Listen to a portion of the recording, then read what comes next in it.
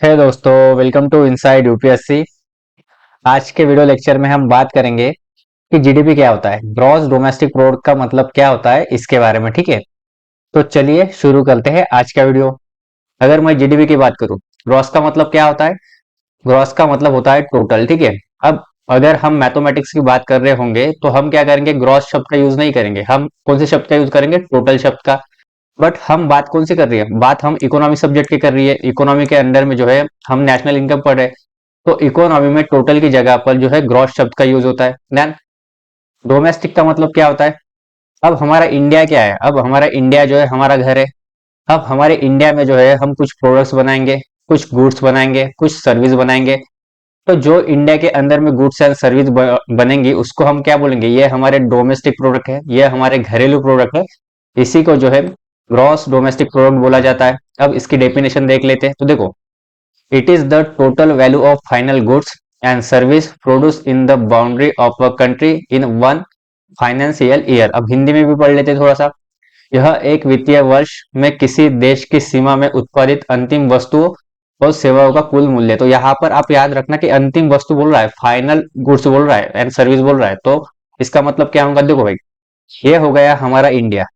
क्या बोल रहा है? बाउंड्री के अंदर कि कौन से हमारे कंट्री के बाउंड्री के अंदर क्या बनने चाहिए? गुड्स एंड सर्विस बननी चाहिए। अब गुड्स एंड सर्विस क्या होते हैं? जैसे मान लो ये फ्रिज हो गई, ये एक गुड्स है। जैसे एक गाड़ी होगी, ये भी क्या है? एक गुड्स है।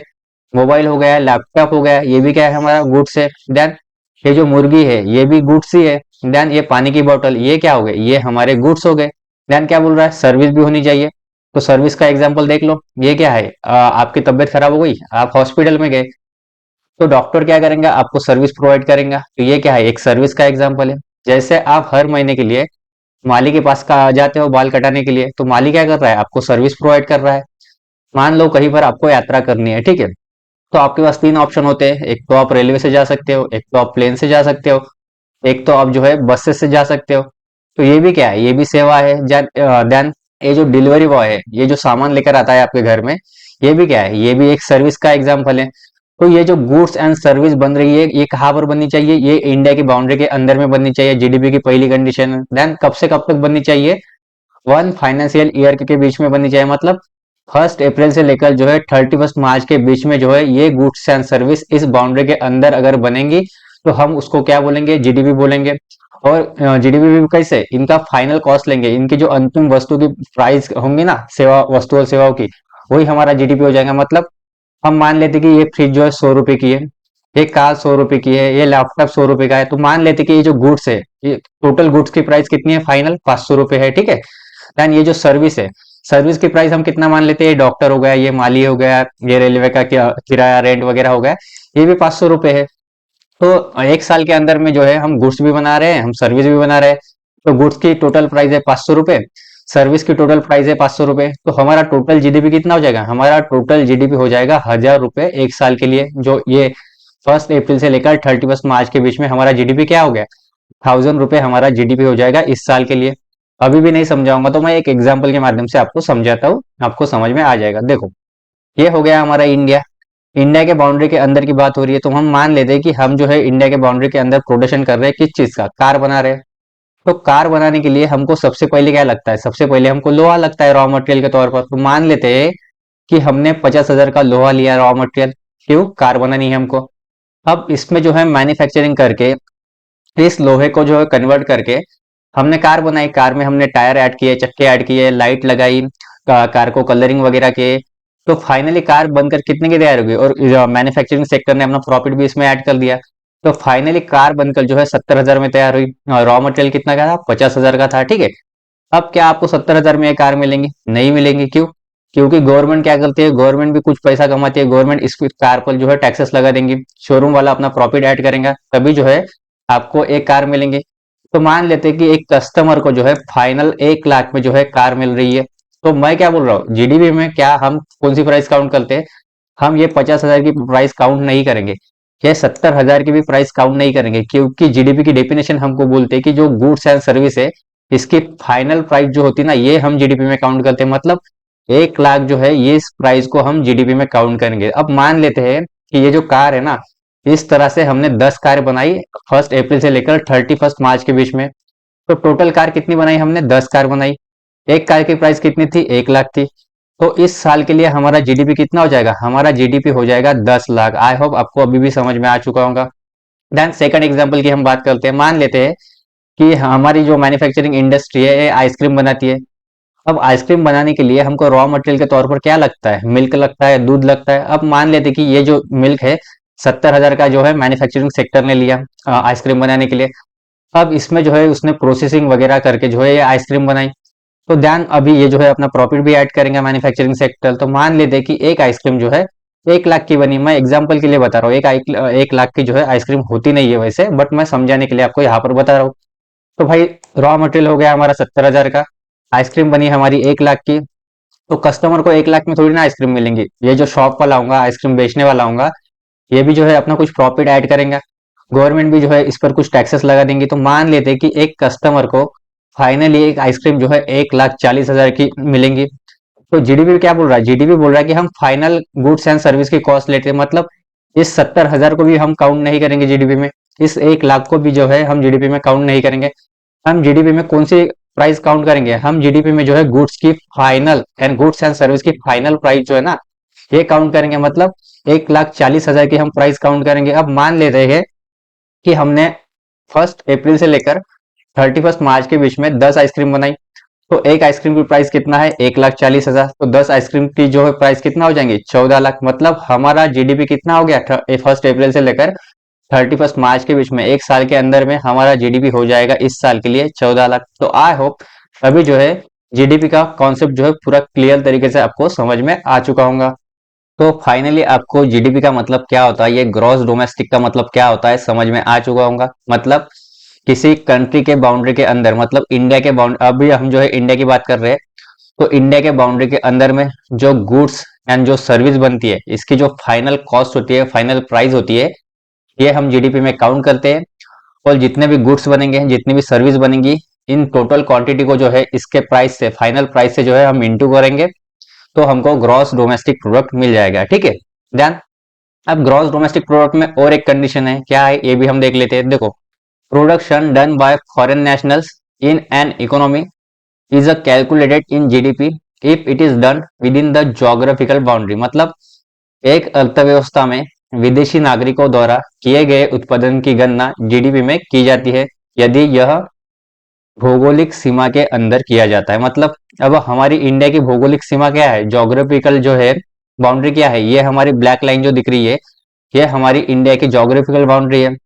अब ये बोल रहा है कि देखो भाई, इस जोग्राफिकल बाउंड्री के अंदर में अगर एक प्राइवेट कंपनी हो या एक फॉरेन कंपनी हो या एक विदेशी कंपनी हो, अब ये जो बीएमडब्ल्यू की कार बनाती है, ये कौन से देश की कंपनी है? ये जर्मनी की कंपनी है, बट ये इंडिया के बाउंड्री के अंदर में आके प्रोडक्शन कर रहा है अपना। देन ये जो होंडा सिटी यानी कि हुंडई की जो कंपनी है, इसकी कौन सी कार आती है? एक जो है होंडा सिटी कार आती है, वरना कार आती है। अब ये भी कंपनी कहाँ की है? अब ये भी कंपनी जो है साउथ कोरिया की है। ये कंपनी इंडिया की नहीं है, बट ये इंडिया के बाउंड्री के अंदर में आके जो है अपना प्रोडक्शन कर रही है। ध्यान। अब जो ये टाटा की कंपनी है, ये क्या है? ये इंडियन कंपनी है, ये भी जो है इंडिया के बाउंड्री के अंदर जो है अपना प्रोडक्शन कर रही है। ध्यान। महिंद्रा की कंपनी हो गई, ये जो महिंद्रा की गाड़ी थार है, ये भी क्या है? ये भी एक इंडियन कंपनी है, ये भी क्या कर रही है? इंडिया के बाउंड्री के अंदर में जो है अपना प्रोडक्शन कर रही है। ध्यान। ये जो एप्पल का फोन है, एप्पल का कंपनी कहाँ की है? यूएसए की कंपनी है, बट ये भी जो है इंडिया के बाउंड्री के अंदर में आके प्रोडक्शन कर रही है। ध्यान। ये क्या है? जियो का मोबाइल, ये कौन सा है? ये इंडियन फोन है, इंडियन कंपनी है। तो क्या है? ये भी जो है इंडिया के बाउंड्री के अंदर में जो है प्रोडक्शन कर रही है। तो हम क्या करेंगे? हम जीडीपी में इन दोनों द्वारा किया गया प्रोडक्शन जो है काउंट करेंगे। हम यहाँ पर जो है डिफरेंशिएट नहीं करेंगे कि कौन इंडियन नेशनल है, कौन फॉरेन नेशनल है। ठीक है, हम दोनों का योगदान, यानी कि दोनों द्वारा जितने गुड्स एंड सर्विस बनाए जाते हैं, इनकी फाइनल कॉस्ट को जो है जीडीपी में काउंट करेंगे। यहाँ पर हम ये भी नहीं देखेंगे कि कौन सी इंडियन कंपनी है, कौन सी फॉरेन कंपनी है। मतलब यहाँ पर हम कौन इंडियन है, कौन फॉरेनर है, ये डिफरेंशिएट हम जीडीपी में नहीं करते हैं। ठीक है, इनके टोटल जो क्वांटिटी गुड्स एंड सर्विस बनाई जाती है वो हम जीडीपी में काउंट करते हैं। क्योंकि ये क्या कर रही है? भले ही ये विदेशी कंपनी है, भले ही ये फॉरेन कंपनी है, बट ये क्या कर रही है? इंडिया के बाउंड्री के अंदर में आके जो ना प्रोडक्शन कर रही है। उसी तरह अगर हमारी इंडिया की कंपनी किसी दूसरे देश में जाके, मान लेते कि ये टाटा साहब की कंपनी है, ये महिंद्रा की कंपनी है, ये जियो का फोन है, अगर ये यूएसए में जाके प्रोडक्शन कर रहा है उनके बाउंड्री के अंदर, तो ये हमारे जीडीपी में काउंट नहीं होगा, ये यूएसए की जीडीपी में काउंट होगा। इसी तरह ये जो जर्मन की कंपनी इंडिया के बाउंड्री के अंदर प्रोडक्शन कर रही है, साउथ कोरिया की कंपनी इंडिया के बाउंड्री के अंदर प्रोडक्शन कर रही है, तो हम क्या करेंगे, इंडियन कंपनी के साथ साथ इनका प्रोडक्शन भी जो है जीडीपी में काउंट करते हैं। ये बात आप याद रखना, ठीक है। डन। अब देखो, ये जो हमने एग्जांपल समझा था पहला, ठीक है, गाड़ी का, ये दूसरा आइसक्रीम का समझा था। मतलब क्या है, हमारी जीडीपी कितनी आई थी, 10 लाख जो है जीडीपी आई थी, क्योंकि ये जो है इंडिया के बाउंड्री के अंदर में प्रोडक्शन कर रहे थे। तो ये जो जीडीपी है टोटल, इसमें हम ये नहीं देखेंगे कि इंडियन कंपनी ने कितना जीडीपी किया, फॉरेन कंपनी ने जो है जीडीपी में कितना कंट्रीब्यूशन किया। हम इन दोनों का जो है योगदान यहाँ पर काउंट करते हैं। इसमें हम ये नहीं देखेंगे कि फॉरेन नेशनल द्वारा कितना पैसा कमाया गया जीडीपी में और इंडियन नेशनल द्वारा कितना कमाया गया। ये डिफरेंशिएट हम जीडीपी में नहीं करते, ये बात आप याद रखना। अगर आपको एग्जाम में पूछा जाता है कि जीडीपी में फॉरेन कंपनीज का प्रोडक्शन हम काउंट करते हैं, तो आप बोल देना कि हाँ, हम उनका प्रोडक्शन जो है जीडीपी में जो है काउंट करते हैं, अगर वो इंडिया के बाउंड्री के अंदर में प्रोडक्शन हो रहा है, ठीक है। अब हम समझ लेते हैं कि what is GDP at factor cost. ये भी जो है कभी कभी आप न्यूज़पेपर में पढ़ते होंगे। तो देखो भाई, it is the total cost incurred during process of production. Example के लिए रॉ मटेरियल ले लो। अब क्या होता है, आपको कार बनानी है, कार बनाने के लिए आपको क्या लगता है, रॉ मटेरियल लगता है, जैसे कि लोहा लगेंगे आपको। मान लेते कि 50,000 का आपने लोहा लिया। ध्यान, आपको और क्या लगता है, वेजेस, क्योंकि ये जो कार बन रही है, कार को पेंटिंग करने के लिए, कार के जो टायर्स है, चक्के है, ये जो फिट करने के लिए, लाइट फिट करने के लिए आपको क्या लगेंगे, आपको एम्प्लॉयज लगेंगे। अब जब आप एम्प्लॉयज को काम पर रखोगे तो आपको क्या करना पड़ेगा, उनको वेजेस देने पड़ेंगे, उनको सैलरी प्रोवाइड करनी पड़ेगी। ध्यान, आपको कार बनाने के लिए एक जगह भी चाहिए, तो आप एक जगह लोगे तो जगह का रेंट भी आपको उस मालिक को पेड करना पड़ेगा। ध्यान, आपको कार बनाने के लिए और क्या चाहिए, कार बनाने के लिए कुछ पैसा भी चाहिए ना, ये रेंट और सैलरी कहाँ से पेड करोगे आप, तो आप क्या करोगे, बैंक से लोन लेंगे। अब जब आप बैंक से लोन लोगे तो उस पर क्या करना पड़ेगा, आपको इंटरेस्ट देना पड़ेगा। देन आपको जो है कुछ मशीन चाहिए, जैसे कार को पेंटिंग करने के लिए मशीन चाहिए, कार के चक्के फिट करने के लिए मशीन चाहिए। इसी को जो है कैपिटल कॉस्ट बोला जाता है। तो मैं सिंपली आपको बता दूं कि फैक्टर कॉस्ट क्या होता है। एक फैक्ट्री में जो कार को बनने को जितना पैसा लगता है, जितनी प्राइस लगती है ना, उसको ही हम फैक्टर कॉस्ट बोलते हैं। अब फैक्ट्री में मान लेते हैं कि 70,000 में जो है ये कार बन गई, तो यही हमारी फैक्टर कॉस्ट है, ठीक है। अब मान लेते हैं कि ये जो 70,000 की कार हमने बनाई थी, फैक्ट्री में बन के तैयार हो गई, तो हमने इस तरह से कितनी कार बनाई, हमने इस तरीके से जो है 10 कार बनाई। तो फैक्टर कॉस्ट पर हमारा जीडीपी कितना हो जाएगा, 7 लाख हमारा जीडीपी हो जाएगा। देन एक क्या होता है, जीडीपी एट मार्केट प्राइस। अब ये क्या है, ये भी आप समझ लो। देखो, हमने रॉ मटेरियल लिया, क्यों, हमको कार बनानी थी, 50,000 का लिया। फाइनली हमने कार बनाकर कितने की बनाई, हमने 70,000 की कार बनकर तैयार की। तो ये क्या हो गया, ये तो फैक्ट्री कॉस्ट हो गया। बट अगर मैं आपको पूछूं कि क्या आपको 70,000 में कार मिलेंगी, तो आप बोलोगे कि नहीं सर, क्यों, क्योंकि क्या करेंगे, शोरूम वाला अपना कुछ प्रॉफिट ऐड करेगा, गवर्नमेंट फाइनली इस पर जो है टैक्सेस इंपोज करेंगे, और फाइनली आपको प्राइस कितने की एक कार मिलेंगी, फाइनली हम मान लेते हैं कि आपको 1 लाख की एक कार मिलेंगी। तो मार्केट प्राइस में कुछ डिफरेंस नहीं होता। मार्केट प्राइस में होता क्या है, गवर्नमेंट द्वारा जो इनडायरेक्ट टैक्सेस लगाए जाते हैं ना, ये ऐड होते हैं, तो इसी को मार्केट प्राइस बोला जाता है। एग्जाम्पल देखो भाई, फैक्टर कॉस्ट यानी कि फैक्ट्री में बन के कितने में तैयार हुई थी कार, 70,000 में। बट गवर्नमेंट बोल रही है कि अगर आप इसको मार्केट में बेचोगे तो हम क्या करेंगे, इनडायरेक्ट टैक्सेस लगाएंगे। तो इनडायरेक्ट टैक्सेस मान लेते हैं कि गवर्नमेंट ने कितना लगाया, 40,000 जो है इनडायरेक्ट टैक्सेस गवर्नमेंट ने लगाए। देन गवर्नमेंट बोल रही है कि अगर आप ये कार परचेस करते हो ना, तो हम क्या करेंगे, सब्सिडीज भी प्रोवाइड करेंगे। तो सब्सिडीज को हम क्या करते हैं, माइनस करते हैं। इससे क्या होता है, इससे जो है प्राइस थोड़ी सी कम हो जाती है। जैसे कि आप पेट्रोल डालने के लिए जाओगे पेट्रोल पंप में, पेट्रोल डीजल हो गया, इस पर गवर्नमेंट सब्सिडीज प्रोवाइड करती है। कुकिंग गैस जो सिलेंडर आप लेते हो, इस पर जो है गवर्नमेंट सब्सिडीज प्रोवाइड करती है। तो सब्सिडीज क्या होती है, सब्सिडीज माइनस होती है। तो यही हमारी मार्केट प्राइस हो जाएगी। तो फाइनली हमारी मार्केट प्राइस कितना हो जाएगी, हमारी मार्केट प्राइस हो जाएगी 1 लाख। तो इसमें सिंपल सा डिफरेंस है। फैक्टर कॉस्ट में क्या होता है, इनडायरेक्ट टैक्स ऐड नहीं होते। मार्केट प्राइस में क्या होता है, इनडायरेक्ट टैक्स ऐड होते हैं और सब्सिडी माइनस होती है, ठीक है।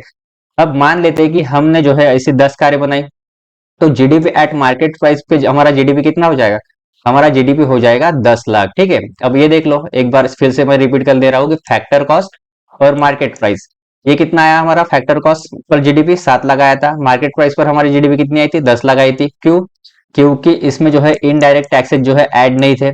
इसमें क्या था, इसमें फैक्टर कॉस्ट के साथ, फैक्ट्री कॉस्ट के साथ जो है इनडायरेक्ट टैक्स भी ऐड थे और सब्सिडी माइनस थी। इसीलिए जो है ये मार्केट प्राइस पर हमारा जीडीपी कितना आया, 10 लाख आया। अब हम जो जीडीपी काउंट करते हैं 1 अप्रैल से लेकर जो है 31 मार्च के बीच में, तो 2015 के पहले हम जीडीपी किस प्राइस पर काउंट करते थे? ये जो फैक्टर कॉस्ट दिख रहा है, ये जो फैक्ट्री प्राइस प्राइस दिख रही है ना, इस पर हम 2015 के पहले जीडीपी काउंट करते थे। बट 2015 के बाद से जो है हमने क्या किया, मार्केट प्राइस पर जो है जीडीपी काउंट करना शुरू किया। अब क्यों? क्योंकि गवर्नमेंट ने बोला कि देखो भाई, जो 2015 से पहले हम जो factor cost per GDP count कर रहे हैं ना, ये सिर्फ इंडिया करता है। अगर हम वर्ल्ड की बात करें, इंटरनेशनल लेवल की बात करें, जैसे कि यूएसए हो गया, चाइना हो गया, रशिया हो गया, फ्रांस हो गया, लंदन हो गया, ब्रिटेन हो गया, ये क्या करते हैं, ये अपनी जीडीपी जो है मार्केट प्राइस पर काउंट करते हैं। तो हम भी जो है, हमें भी जो है वर्ल्ड के साथ ट्रेड करना है, हमें भी जो है वर्ल्ड ऑर्डर के साथ मैच होना है। तो हम भी क्या करेंगे, हमारी भी जीडीपी जो है वर्ल्ड ऑर्डर के साथ मैच करने के लिए हमारी जीडीपी भी जो है हम मार्केट प्राइस पर काउंट करेंगे। ये जो है गवर्नमेंट का तर्क था। अब आप याद रख लेना कि 2015 के बाद जो है हम जीडीपी कौन से प्राइस पर कैलकुलेट करते हैं, तो मार्केट प्राइस पर जो है हम अपनी जीडीपी काउंट करते हैं। तो आई होप दोस्तों आपको समझ में आ चुका होगा कि जीडीपी क्या होता है, जीडीपी एट फैक्टर कॉस्ट क्या होता है, और जीडीपी एट मार्केट प्राइस क्या होता है। ठीक है, ये वीडियो यहाँ पर हो जाती है दोस्तों समाप्त। थैंक्स फॉर लिसनिंग, मिलते हैं एक अगले वीडियो में।